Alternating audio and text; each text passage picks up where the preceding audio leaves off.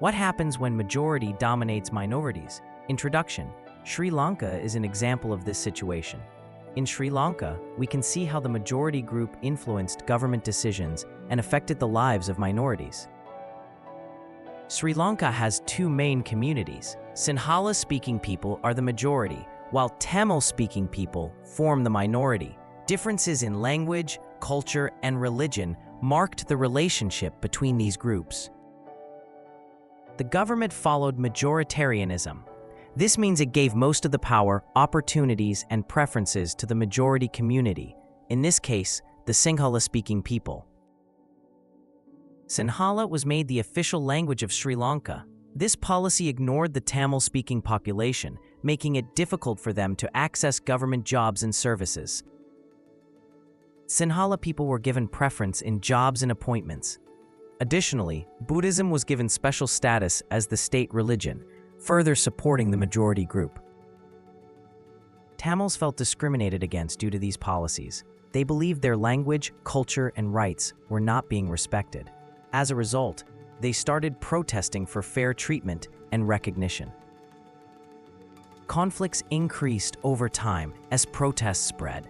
Some Tamil groups felt that peaceful protests were not enough and began to demand a separate state for Tamils, leading to rising tensions. The demands for a separate Tamil state and the ongoing discrimination eventually led to a violent civil war in Sri Lanka. This war lasted for many years and caused a lot of suffering.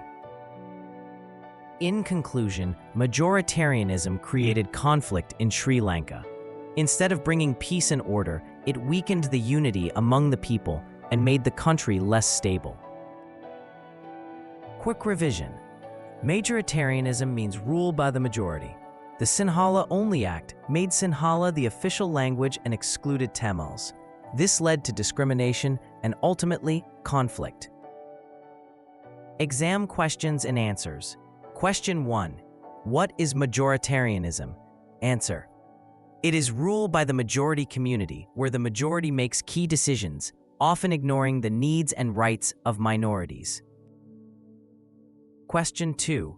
Why did Tamils oppose the Sri Lankan government? Answer. Because of discrimination in language policies, fewer job opportunities, and unfair government actions against Tamil people. Closing.